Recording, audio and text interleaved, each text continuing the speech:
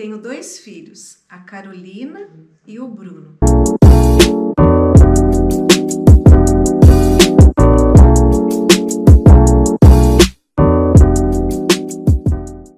Oi pessoal, meu nome é Cristiane, sou casada, tenho 29 anos hoje, 1º de maio, e tenho 2 filhos, a Carolina e o Bruno. A Carolina foi a primeira filha e o Bruno, diferença de 2 anos, de um para outro. E formamos uma família linda e tudo correu super bem, né? Até que o Bruno, com os seus 12 para 13 anos, surgiu uma síndrome, a síndrome de Tourette.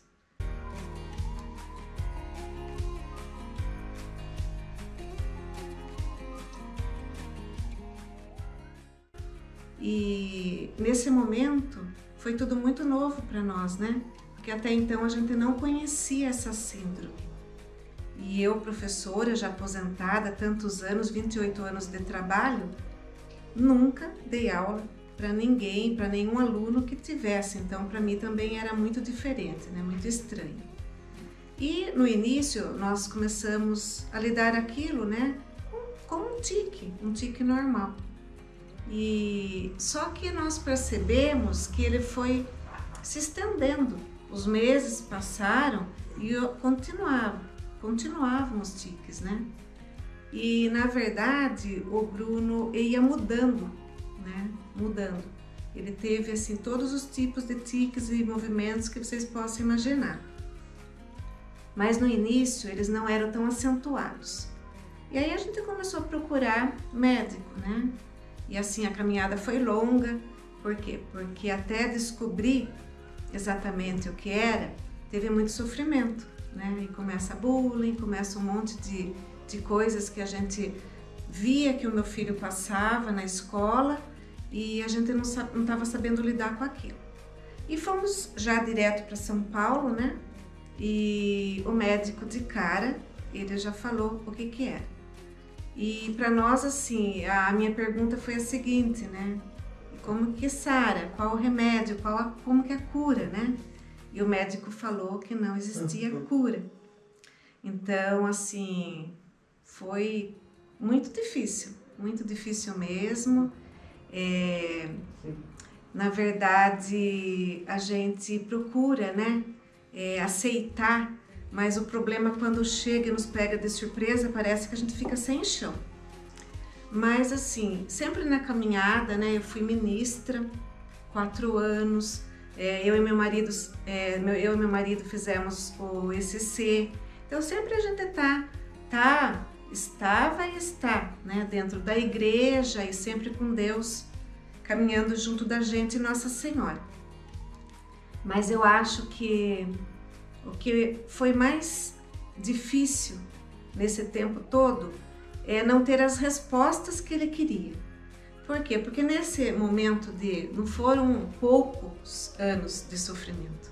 Nós tivemos aí 11 anos, né, do Bruno ter todos os tiques, movimentos com faca na mesa. Eu arrumava uma mesa, eu colocava a colher do lado, disfarçava, colocava garfo, faca, mas a colherzinha ele ia com a colher. Por quê? Porque tinha uns movimentos que ele não conseguia controlar. Ele tinha um cansaço, porque eles foram aumentando de uma forma que o corpo ficava muito cansado, né? O corpo dele doía. Então chegava um momento à noite que ele chorava, ele reclamava. E eu tentava massagear, eu pegava óleo abençoado e passava, tentava assim tranquilizar e rezando o terço ali para ver se aquilo diminuía um pouquinho, né? A dor do corpo dele e a vontade em dormir não conseguir, porque eram assim movimentos muito fortes durante o dia, né? Durante a noite, quando ele dormia, aquilo sumia. E o Bruno, na verdade, ele foi durante um tempo assim, muitos anos, remédios, gente, muitas tentativas. Na verdade, remédio nenhum deu solução, né? Chegava a diminuir uma semana, a gente ficava tão feliz e depois vinha o problema de novo. Os movimentos voltavam, então eles tranquilizavam talvez a ansiedade do meu filho, mas nunca sumiu. Porque a síndrome de Tourette, o que é na verdade? São movimentos involuntários e sons involuntários. Então os remédios foram muitos, e na tentativa da gente encontrar um equilíbrio do remédio, a gente dá no exagero, de acordo com o médico, mas depois a gente vai tentando chegar no equilíbrio, mas depois o corpo acostuma. E o Bruno era muito resistente para remédio, né? Então voltava tudo a estaca zero novamente. Importamos remédio. Então todas as tentativas possíveis. Tardes em São Paulo com 3 especialistas, porque eu falo assim, eu na minha caminhada com Nossa Senhora, eu falo que eu fui a cura espiritual para o meu filho. E o meu marido, ele é de Deus, mas ele não é tão de oração como eu. Então eu falo que ele fazia outra parte, ele procurava os especialistas, né? Mas ao meu entender, o doutor mesmo, dos doutores é Deus, né? Ele que ia fazer a cura. Então, mas eu não podia descartar o auxílio de um remédio, o auxílio de um médico. Mas eu estava ali, persistente. Sou uma mulher que eu rezo o terço diariamente, né? Eu nunca perdi a minha fé. O meu filho, ele vinha e queria uma resposta. Quando que aquilo ia passar? Ele queria uma resposta. Ele não aguentava mais sofrer. A escola não entendia. E pegou numa fase da juventude onde os jovens estão indo para exemplos de algumas excursão para o 9º ano, um exemplo, né? Ele não conseguia participar de nada, ele não saía, ele ficou com uma depressão. Então, 4 da tarde eu via meu filho numa cama, os remédios acabavam com ele. A escola, ele terminou, graças a Deus, com a nossa ajuda, né? Mas assim, ele fez no ensino médio, que foi assim, a parte que ele ficou mais difícil com os tiques dele, ele terminou à distância, uma escola anglo-americana do Rio de Janeiro. E foi tudo certinho, com diploma, tudo, mas à distância. Então foi uma luta em que a minha família de um dia para o outro assim veio o problema e ficou tudo muito transtornado, né? E o mais difícil disso foi quando veio o vocálico. O movimento motor, sem barulho, parece que pra gente ficava mais tranquilo. Mas teve um momento que até foi assim, numa viagem que eu estava no Guarujá com os meus filhos, e o meu marido voltou para depois, no outro final de semana, para ir buscar a gente. E eu falei, Ricardo, eu acho que o que a gente temia aconteceu. Veio o som, o vocálico. Ele deu uma arranhadinha na garganta, e como a gente já começou pela internet, a gente buscava tudo, a gente pesquisava o tempo todo. Eu percebi que aquilo era o início do som vocálico. E aí começou. E aí os sons vieram de muitas maneiras, né? E na verdade esse foi terrível. Por quê? Porque começou com sons muito altos. Então meu filho ficou realmente, eu falo que foram 11 anos de um calvário abençoado. Porque esse sofrimento imenso da minha família, eu não tenho dúvida disso, foi para nos aproximar ainda mais de Deus, para a gente estar mais junto, para a gente estar mais unido, porque aqui foi sempre um ajudando o outro, né? E eu ali, persistente com meu marido, mas meu filho não entrava. Num restaurante, ele já não ia mais na igreja, ele não conseguia. A gente ia todo final de semana, os 4 juntos na igreja, fora outros momentos, né? Ele já não fazia isso. Por quê? Porque aquilo incomodava ele. E o movimento do corpo balançava um banco. As pessoas olhavam, tiravam a atenção de quem estava perto. E assim, foi assim, eu não vou... Se eu for contar a história em 15 minutos, o que é mais ou menos o tempo que eu tenho hoje, ela vai se estender demais. Mas eu vou resumir da seguinte forma. Muita oração. Eu acho que o problema foi assim, diminuindo a partir do momento que nós aceitamos. Eu acho que o momento que a gente fica interrogando assim, por que comigo? Por que comigo? Tá errado. E eu fazia isso no começo, eu assumo. Mas aí a gente vê que o vizinho, que aquele que está do lado, tem um problema muito mais sério que o seu. A partir do momento que nós começamos a aceitar, ele também, ele tem um canal no YouTube, ele tem um Instagram, hoje ele ajuda muitas pessoas, muitas famílias, conhecer o Tourette com o filho por causa do canal dele. Mas a aceitação dele, de expor o problema, no início assustou demais. Mas depois nós vimos que foi a solução. Tudo parece que se acalmou nesse momento. Por quê? Porque as pessoas ao nosso redor todas conheciam. A nossa cidade de Itapetininga, que nunca tinha visto o caso, conheceu o meu filho. E aí vem o respeito, o bullying que ele sofria, os amigos que caçoavam, que riam, aquele sofrimento todo, parece que isso foi amenizando. E aí vem a graça recebida, né?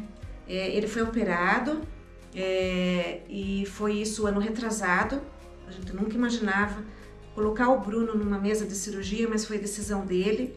Isso podia ter acontecido com 21 anos, nós nunca cogitamos a ideia, mas numa consulta ele falou para o médico: doutor, eu vegeto nessa vida, não estou vivendo, eu não posso fazer nada, então eu prefiro arriscar.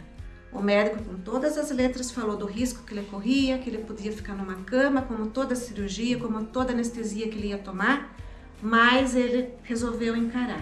A partir daí, tudo foi fluindo de uma maneira que em 2 meses ele estava operado. E foi tudo muito rápido e tudo que eu rezava e pedia, eu tinha resposta. Tudo era confirmado. Mas eu só vou para falar um pouquinho da parte religiosa, que é o que nos manteve em pé nesse tempo todo. Eu vou falar da graça que eu recebi. Eu considero isso um milagre. Então, num momento muito triste da minha vida, eu achava assim, eu tô num túnel escuro, não tem mais jeito. O Bruno, depressivo, a gente chorava, sabe? A gente não fazia mais nada junto.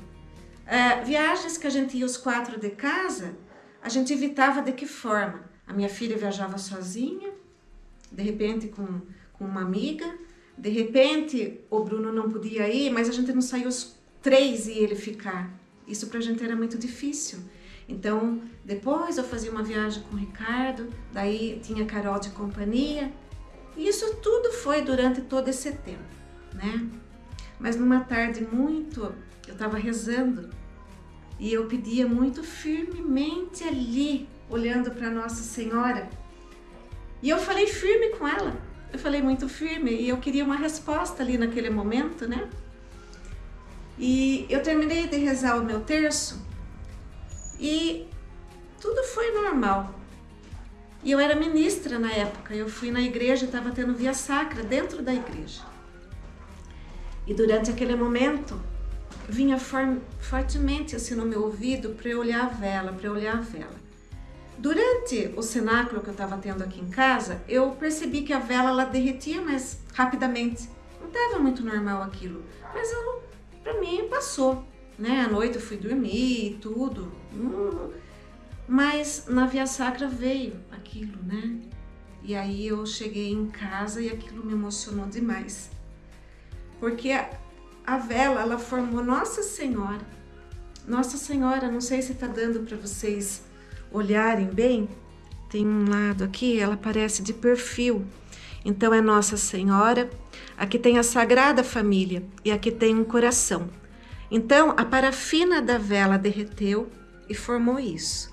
Esse para mim foi um sinal divino, aquele sinal que quem reza acredita, tem fé, e aquela esperança que eu tinha ali, sabe, acendeu uma chama dentro de mim, porque esse foi um sinal divino, né?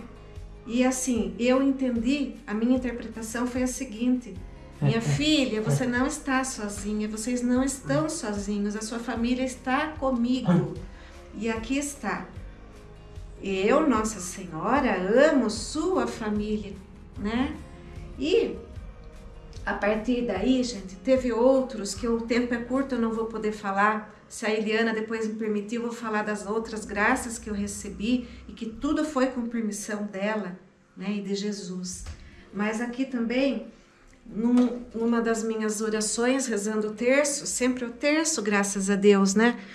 E eu percebi que eu fechava os olhos, eu via uma imagem de Jesus, mas o centro era vermelho, era o coração. E aquilo vinha fortemente, eu fechava os olhos, eu via o coração vermelho, né? E aí eu comecei a observar a vela, porque eu percebi que a vela é o sinal vinha dela, né? E aí eu vi que a chama, ela meio que saía, ela levantava, mas aí eu percebi a imagem de Jesus misericordioso.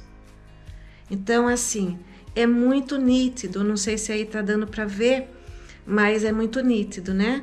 Até no dia seguinte eu mandei para Eliana, ela se emocionou demais, e até eu coloquei aqui, ó, eu mandei revelar a foto, né? E coloquei nesse porta-retrato desde então, e fica aqui em casa, no meu altarzinho, né? Então, tudo isso que eu tô falando resumidamente, porque dá um livro, tudo que nós passamos, mas é para dizer que Deus pode tudo, tudo, tudo. E com a força da oração, a gente consegue. O tempo de Deus é diferente do nosso. Mas acreditem, gente, nunca percam a esperança e a fé, porque chega. Eu confiei e ela chegou. E eu gostaria de ter outro momento para falar mais da cirurgia que ele fez, das graças recebidas, das minhas confirmações antes da cirurgia, porque eu falei que se não tivesse a confirmação, a minha casa ia cair, mas o meu marido não ia levar meu filho, porque eu queria que ele voltasse.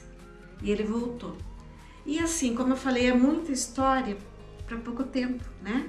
Mas não vai faltar oportunidade. Eu já, até antes da pandemia, eu estava com o Ricardo, com o Bruno, fazendo os testemunhos, encontro de jovens no carnaval, nós fomos, Igreja São José, o Ricardo foi com o Bruno, Catedral foi com o Bruno, eu fui na São José junto com o Ricardo e o Bruno, enfim.